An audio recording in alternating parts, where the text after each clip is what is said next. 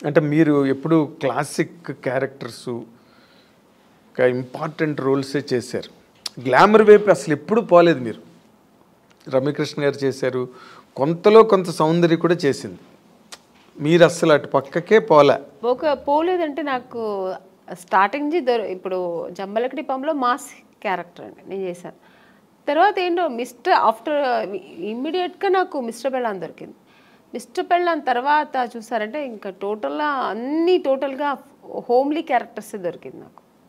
ఒకవేళ నేను ఆ ఫేస్ నా బాడీ స్ట్రక్చర్ సెట్ అవుతుందేమో కానీ అందరూ ఆమెని అంటే ఇలా ఉంటేనే బాగుంటుంది, శారీ కట్టుకుంటేనే అందంగా ఉంటుందని. సో నాకు అలా బ్రాండ్ వేస్తారనమాట.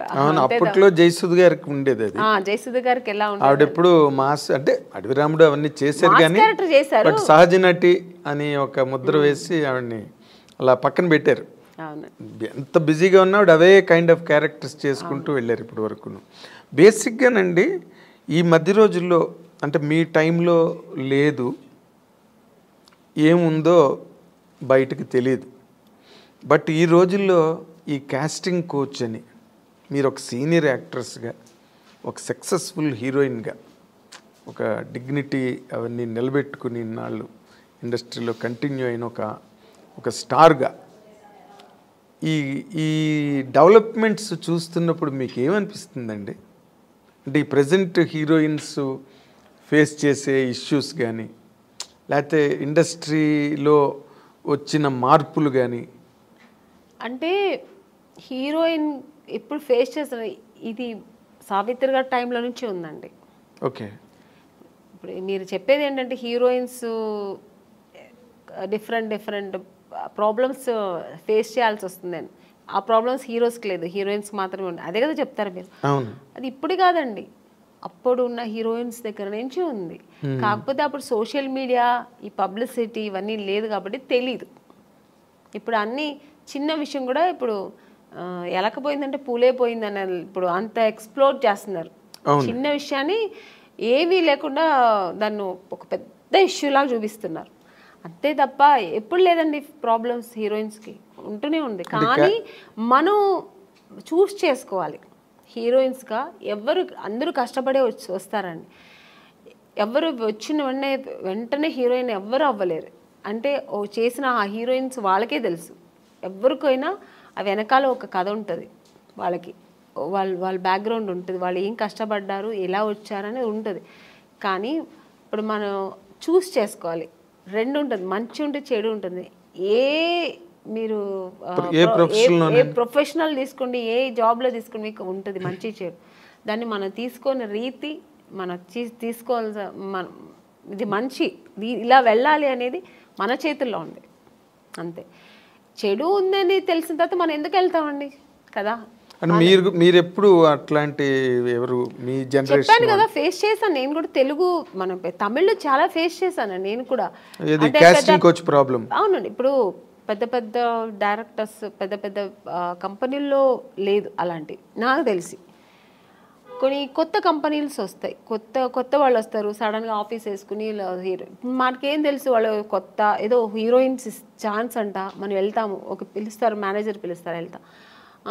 ఓకే అండి, 2 pieces వేయాలండి, మీకు ఇక్కడ స్ట్రెచ్ మార్క్ లా ఉంటుంది కదా, అలా ఏమైనా ఉందంటే, నాకెళ్ళి ఎందుకు ఉంటుందండి స్ట్రెచ్ మార్క్, నాకు లేదండి అంట. లేదు ఒకసారి చూపిస్తే బాగుంటుంది. ఎలా చూపిస్తారండి? పక్కన ఇప్పుడు ఒక మదరు మా బ్రదరు ఉంటారు, వాళ్ళ ముందు ఇది చూపించండి, ఎలా ఇలాంటివి జరుగుతాయండి. అది ఎలా చూపిస్తారు? అది వాళ్ళు అర్థం చేసుకుంటా కావాలని చేస్తారా, లేదు పర్టికులర్గా దీనికోసమే ఆఫీస్ వేసుకుని కూర్చుంటారా మనకు తెలియదు. అప్పుడు అర్థమైపోతుంది వీళ్ళు సినిమా తీస్తారా లేదు దీనికోసం వచ్చారా. మనకు ఎక్స్పీరియన్స్ కదా. ఇప్పుడు ఒక 4-5 కంపెనీ వెళ్తే ఇప్పుడు అక్కడ ఎలా జరిగింది, ఇప్పుడు ఒక పెద్ద కంపెనీకి వెళ్తే వాళ్ళు ఏం అడుగుతారు, కొంచెం డ్యాన్స్ చేసి చూపించమ్మా, ఒక యాక్టింగ్ చూపించు, ఎమోషనల్గా చెయ్యి,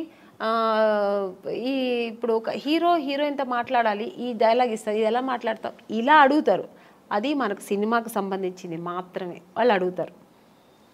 స్ట్రెచ్ మార్క్ చూడాలి, మీకు ఇక్కడ ఏమైనా బ్లాక్ ఉంటుందా, మొన్న ఒక హీరోయిన్ అలాగ వచ్చారు, మేము చూడకుండా వేసుకున్నాం, చూసిన తర్వాత స్పాట్లో చూసాము, మీరు కొంచెం బట్టలు ఇప్పి చూపించండి. ఇలాంటివి కొన్ని కొత్త వాళ్ళు ఉంటారండి. ఇలాంటి వేషాలు వాళ్ళు దీనికోసం వస్తారా లేదా సినిమా తీయడానికి తెలిసిపోతుంది మనకు. అప్పుడు అర్థమవుతుంది. అప్పుడు లేదు సార్, ఐఎమ్ సారీ, నేను అలా అంతా చేయలేను, నాకు స్విమ్మింగ్ నాకు అసలే తెలియదు, నేను అలాంటి క్యారెక్టర్ కూడా నాకు వద్దని చెప్పి లేచి రావడం అంతే మన పద్ధతి. ఓకే చూపిస్తాను అనేది అది వాళ్ళ ఇష్టం అండి. అది ఎవరిని మేము తప్పు అనట్లేదు. వాళ్ళకి ఇష్టపడి ఓకే నేను దేనికైనా ఓకే నేను చూపిస్తాను అనేది వాళ్ళ మనసు దాన్ని బట్టి ఉంటుంది. నేనైతే మైండ్ సెట్ బట్టి నేనేమంటాను, లేదు సార్ నాకు అది తెలియదని నేనైతే అలా చేయించాను. మీకు అంత ఇది ఉంటే నన్ను హీరోయిన్గా వేసుకోండి, నేను మీకు 2 పీస్ ఐఎమ్ రెడీ, నేను స్విమ్ సూట్ వేసుకుంటా, కానీ ఇక్కడ బట్టలు ఇప్పి చూపించడం అయితే నేను కుదరదని లేచి వచ్చిన ఎన్నో సన్నివేశాలు నాకు జరిగింది. అలాంటి సిచ్యుయేషన్స్ వచ్చాయి అని చెక్ ఇచ్చి అడ్వాన్స్ ఇచ్చిన కంపెనీలు ఎన్నో ఉన్నాయండి. నాకు అడ్వాన్స్ తీసుకున్నా, ఇంటికి వచ్చిన తర్వాత next day phone, madam manager, అప్పుడు మీకు సెల్ ఫోన్ లేదు కదా, ఏదైనా డైరెక్ట్ లేదంటే ల్యాండ్లైన్ మేనేజర్ వచ్చి మాట్లాడు, మేడం ఇలాగా డైరెక్టర్ గారు అక్కడ ఫుల్ ఇది పెట్టుకున్నారు, ఒక స్టోరీ డిస్కషన్ పెట్టుకున్నారు, ఇట్లా ఒక బీచ్ దగ్గర ఇట్లా రమ్మంటున్నారు మిమ్మల్ని, ఫైనాన్షియర్ వస్తున్నారు చూడాలంట. ఫైనాన్సర్ నన్ను ఎందుకు చూడాలి, నాకు అర్థం కాదు. ఫైనాన్స్ ఇప్పుడు చూడాల్సిందే డైరెక్టర్ ప్రొడ్యూసర్ అయిపోయింది.